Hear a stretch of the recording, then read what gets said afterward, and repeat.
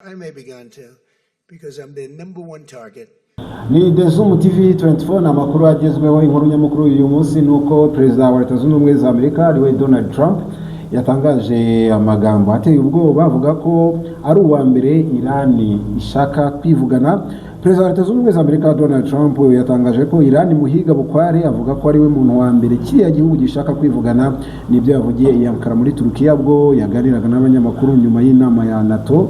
Trump uyu yavuze ko Amerika ifite ubushobozi bukomeye bwa gisirikari, kw'ingabo zayo zamaze gushegesha Iran, ndetse mu magambo ye avuga ko ngo bari bafite abayobozi, icyo ni igihugu cya Iran, ngo abayobozi baragiye, avuga ko bazanye abandi nabo baragenda, n'ubu bafite abandi, akavuga ko abo bayobozi bazagenda, ariko yongeraho amagambo akomeye ati nanjye bashobora kunyivugana kuko ndi uwa mbere bashaka. Ndi kumwe na Vincent werewe neza Tidas. Kuva intambara hagati ya Amerika na Iran yatangira nibwo Donald Trump bigaragaje noneho ko afite ubwoba bwo kuba yakwivuganwa.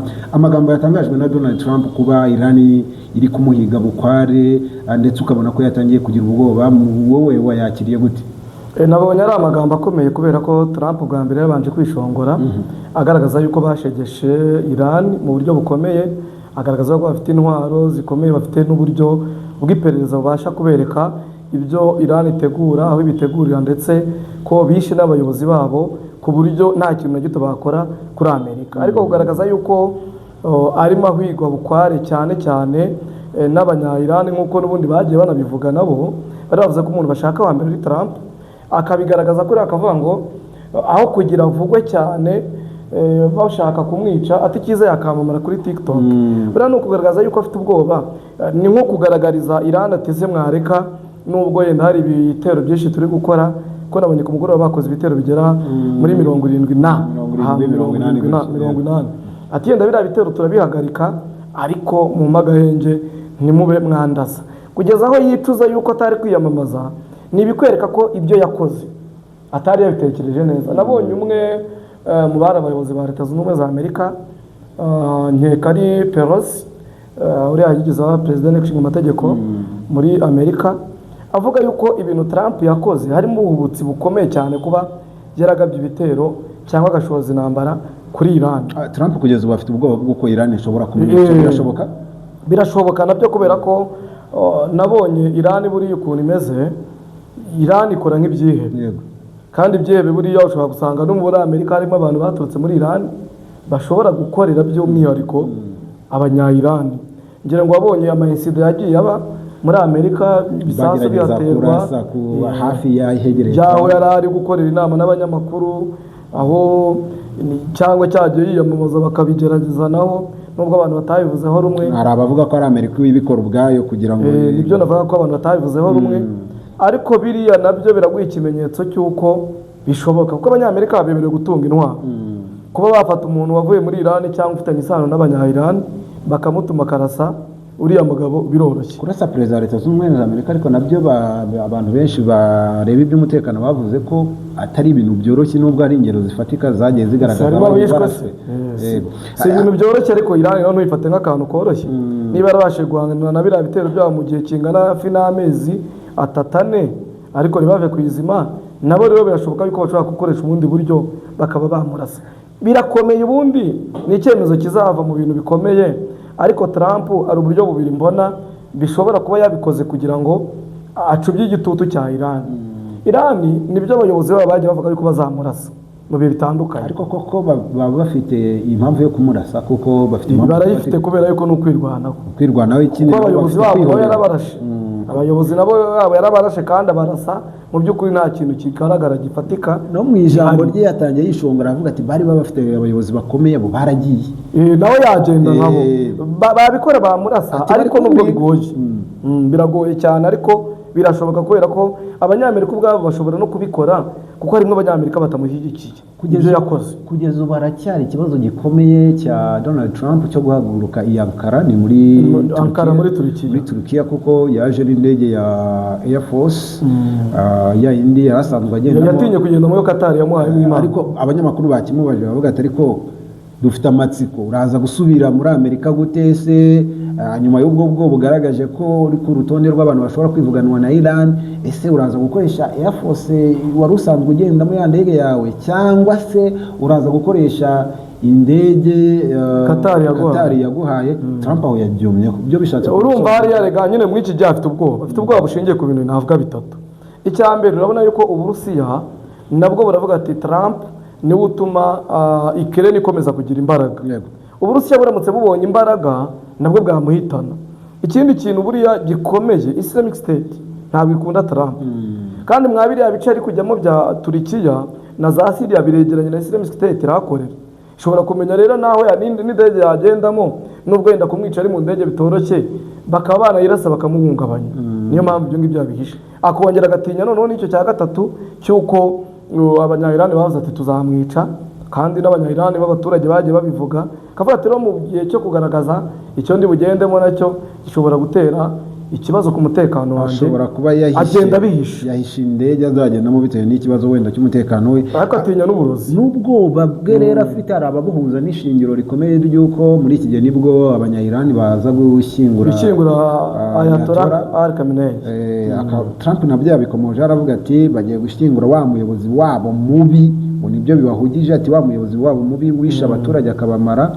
Abanyayirani abantu benshi bari gutinya yuko bashobora nabo gukora ikintu gikomeye kirimo no gushaka kwivugana Donald Trump, nkuko nawe afite ubwo bwoba mu rwego rwo kwihumura kuri Amerika. Benshi bakavuga ko byashoboka. Yenda simbivuga mbyitira abayisilamu, ariko buriya abantu baba mu idini rya Isilamu ariko bagendera kuri sharia cyane. Iyo umuntu wabo apfuye umwe w'umuyobozi ukomeye nk'uriya, baravuga bati twebwe mu buryo bwo kumushyingura tuzagira abandi tumusasira. Bakavuga ngo bakayita nka jihad, bakavuga turiya ni umukafiri watwiciye umuyobozi, natwe dukwiye kwihimura tukagira. Ibyo rero avuga bifite impungenge ze zifite ishingiro, nubwo kugira ngo ziveho nabyo bizasaba izindi mbaraga. Buriya Amerika ngiye mbona Trump yarabateje ibibazo bikomeye kurenza ibyo bari basanzwe bafite. Ubundi Amerika yari isanzwe yishongora ku bihugu by'Abarabu ndetse n'ibihugu byo muri Aziya bisanzwe. Mu ijambo rye Trump yageze naho yicuza kuba yarabaye perezida, banza atarazi ko ibintu bizagera kuri iyi ntego cyangwa kuri uru rwego, aho yavuze ati rwose nza kwimenya sinari kuba nariyongeye kwiyamamaza. Hari nawe yageze mu gutebya cyangwa mu buryo wenda bwe, aravuga ati burya iyo binkundira nari kuba uwa mbere kuri TikTok ikurikirwa cyane kurenza uko Iran yaba iri kunkurikira kugira ngo imitane. Kwicuza kwa Trump unagushingiye kuki, cyane cyane ukurikije n'umwanda w'intambara yamazemo igihe? Ntabwo mbona ari ukwicuza, kubera yuko ajya ku butegetsi yarabushaka kandi yarabuharaniye. Yabiharaniye kera akiri muto mu myaka 40, ajya kuri televiziyo akora ibiganiro azamuka avuga ati ngiye ndifuza kuzaba umuyobozi ukomeye hano muri Leta Zunze Ubumwe za Amerika. Ntabwo urumva ikintu yatekereje ku myaka 40 kugera iyi saha yakicuza ubu ngubu akigezeho. Ahubwo kubikora akabihuza na kiriya cyo kuba mbere kuri TikTok, ni uburyo bwo kugira ngo yenda arangaze abantu bamwumva ati we wa muntu yagize ubwoba, kandi nta bwoba afite, ahubwo ari ukugira ngo ni demagogie politique niko mu Gifaransa babyita, bo babone yuko yaciye bugufi, yagaragaje yuko hari ibyo yakoze atakwiye kuba yarakoze, ariko ubugome bwo Trump aracyabufite. Ahubwo aragira ngo yereke Irani ati rwose ibyo mwavuze byo ndumva bikomeye, kadusubire ku meza tuganire neza uburyo twumvikana, impungenge mufite tuzisuzume neza, nanjye impungenge zanjye zitorerwa umuti. Ariko Leta Zunze Ubumwe za Amerika na Iran bimaze iminsi mike byongeye kurasana, nyuma y'iminsi mike bihanye agahenge, bishobora gutuma n'amasezerano yo guhagarika imirwano hagati y'impande zombi zagiranye mu kwezi gushize adatanga umusaruro. Ejo ingabo za Amerika zikorera mu burasirazuba bwo hagati zatangaje ko zagabye ibitero bikomeye cyane by'indege ku birindiro by'ingabo za Iran biri mu majyepfo y'iki gihugu. Amerika yavuze ko ari ibitero byihuse yagiye ikora, Iran nayo yarashubije. Abantu bafite impungenge yuko intambara ya Amerika idashobora kurangira vuba. Ubundi ntabwo irarambara izarangira, kubera ko harimo ibintu bitatu. Icya mbere, Amerika ibwira Iran ati mwebwe kugira ngo iyi ntambara irangire nimushyire umutima ku cyo twakora icyo ari cyo cyose maze tubakurireho ibihano. Nibumve ishingiro rya Iran ryo kuvuga ngo twebwe umuhora Hormuz tuwufiteho 80% nibura kuwugenzura, ito dukwiye kuba tugena amategeko yabo. Amerika igashaka gufata iyo 80% ikabereka ko ntacyo bivuze. Niyo mpamvu rero iki ngiki cyo ko Amerika ishaka kwereka Iran yuko 80% byo kugenzura umuhora Hormuz ntacyo bivuze, Iran idashobora kubyemera, cyo kizakomeza gitera intambara. Ikindi kintu cya kabiri, Amerika urebye muri kondisiyo ishyiraho kugira ngo ino ntambara ihagarare, ubona ari kondisiyo zikomeye ejo cyangwa ejo bundi zizagira ingaruka ku hazaza ha Iran. Tuvuga nko kuvuga ngo tuzagenzura uburyo mukora ibitwaro bishingiye kuri ntabwo mwemerewe gutunga intwaro kirimbuzi, ntimwemerewe kuzitunga. Ikindi ati twebwe turahita tubahatira yuko mujya mwishyira hamwe rikumira gutunga intwaro za kirimbuzi n'ibindi. Ibyo ni kondisiyo zikomeye, kandi umuntu nka Iran, igihugu cyigenga kandi cyabonye ubwigenge buvuye ahantu hakomeye, cyabonye uko Iraq bayigize ubusa, cyabonye uko Egibuti ubu yabaye nayo ntabwo igikomeye, Libya ntabwo igikomeye, kandi bose n'ibihugu ubona yuko bifitanye isano mu mateka ndetse no mu myumvire no mu myemerere y'idini. Ntabwo rero iyo ntambara yahita ihagarara mu gihe izo imposition zikiriho. Ikindi cya gatatu, hari abanyamerika bagaragaza yuko Iran kuba yarafashe inzira igatera Amerika ko yinjiyemo itinjiyemo nka Amerika, ahubwo yinjiyemo igiye kurwanirira Isirayeli. Icyo rero kuba Isirayeli ikoresha Amerika, Iran iravuga iti ntabwo tubyemera igihe icyo ari cyo cyose abantu bacu bari muri Libani, abantu bacu bari ibunaka n'ibunaka bakigirirwa nabi na Isirayeli, kandi Amerika ikaba ikomeje kuryama kuri Isirayeli. Ntabwo iyi ntambara izahagarara. Dusoza wenda ninde ufite urufunguzo rwo kurangiza iyi ntambara? Ni Amerika ni Iran? Urufunguzo rufitwe na Iran. Iran yemeye guca bugufi, intambara yarangira, izacishwa ariko ntiyabyemera. Amerika yo yaca bugufi itaca bugufi ntacyo byamara, kubera yuko nje mu mboni zanjye uko mbibona Iran nyibona nk'ibyihebe. Iravuga ati twebwe tuzahagarara hano paka kugera igihe icyo dushaka tukigezeho. Twibutse abantu ko niyo Iran y'Rwanda na Amerika atari Iran gusa, kuko Iran abandi benshi bakigikiye ibihugu nk'Uburusiya bidasanzwe n'ubundi byumvikana na Leta Zunze Ubumwe za Amerika, igashyigikirwa n'ibindi bihugu birimo Ubushinwa nabwo buraho, za Korea, za Yemen, wese wa Amerika, abahuti barimo Iran. No kuvuga ngo benshi bavuga ko nubwo Amerika ikomeza kwizirika kuri iyi ntambara, ngo ejo bundi nahoze nganira na Dr. Rusabe yambwiye ko ngo intambara ya Amerika na Iran ariyo izarangiza Amerika, atari Amerika izarangiza intambara. Uzarebe muri Erdogan mu ntambara, ikintu cya mbere kigura abarwana kigura no guhagarika intambara, ni igihe cyo guhagarika intambara. Niyo strategy yabananiye, kuko nushaka usubira inyuma urebe intambara zabaye zose. Nire muri 2005 Hitler yagira ubwenge, ariko singa Hitler gusa ni bose yari guhagarika intambara muri 2003 Stalingrad, hariya niho ari guhagarikira intambara, ariko yararetse intambara irangira Hitler yiyahuye muri 2005. Urumva bituma abantu bapfa n'ibintu byinshi bigenda. Ukraine iyo baguhagarika intambara kitari kibazo, igihe cya Bakhmut Zelensky cyabaragaritse intambara, ariko none de uyu munsi na Kiev yagiye ejo bundi, none Trump yamubwiye ati nutemera ama negotiation Ukraine izagenda yose. Ibyo amubwiye nibyo izagenda. Trump iyo atari yo piège abarwana bagwamo, abaragaritse intambara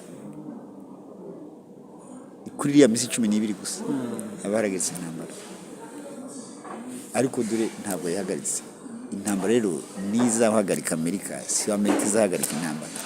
Trump yavuze ko arambiwe kugirana ibiganiro na Iran, ndetse avuga ari kubirambirwa na Bernard yigeze agira. Simbona itwa ngo ararambiwe. Ninde wamubwiye ngo abigire? Si we byose si ubisaba. Ninde wamubwiye ngo ararambiwe? Ni wasabye ibiganiro. None se yavuga ngo ndarambiwe, ni n'umutuma yamumenya bari abantu. Ibyo biganiro baba na Iran irabizi ko nta biganiro bya Amerika. Nuzi ni nako gahinge uvuga muri Seserofe ntibigeze bahagarika kurasa. Bararasaga muri Libani, nta gahembye kize kabaho.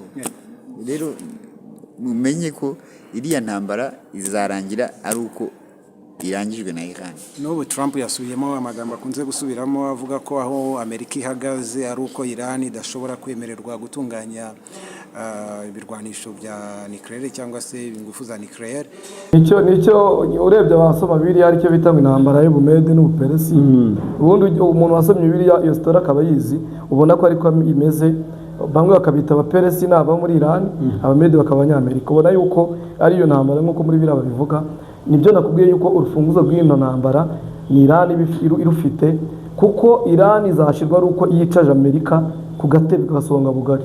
ubwo dusoze tuvuga ko ubwoba bwa Trump bufite ishingiro, yitonde. Bufite ishingiro, kutitonda bizamugiraho ingaruka kandi na generasiyo y'abanyamerika. Isaha n'isaha Trump yakwicwa, isaha n'isaha Trump yagirirwa nabi, nubwo atakicwa yenda ngo bigerwa ariko ashobora kugirirwa nabi. ubwo ubwoba bwe bufite ishingiro. Bufite ishingiro. Iyi ni Desumo TV 24 yari inkuru igezweho y'aka kanya, inkuru nyamukuru yacu uyu munsi yagarukaga ku bwoba bwa perezida wa Leta Zunze Ubumwe za Amerika Donald Trump watewe n'uko avuga ko igihugu cya Iran cyamushyize ku rutonde rw'abo bashobora kwivugana vuba, ndetse Trump yirinze gutangaza niba akomeza kugenda mu ndege isanzwe itwara abaperezida wa Leta Zunze Ubumwe za Amerika cyangwa se azafata indi ndege yahawe n'igihugu cya Qatar, Leta Zunze Ubumwe z'Abarabu niba nibuka neza, nk'indege itekanye kurusha iya mbere. Byose ababikurikirana bavuga ko kwanga gutangaza indege iramukura i Ankara muri Turukiya yamusubiza muri Leta Zunze Ubumwe za Amerika bishingiye nyine kuri izo mpungenge z'umutekano muke we atizeye bitewe n'intambara y'ubutita ndetse na za misile bamazemo igihe n'igihugu cya Iran nacyo gihora gikubita agatoki kandi kuzihorera kuri Amerika. Iyi ni Desumo TV 24, tuganire muri comment. Iyo utarakanda subscribe na comment kandi to subscribe kugira ngo uzajye ubona n'ibindi biganiro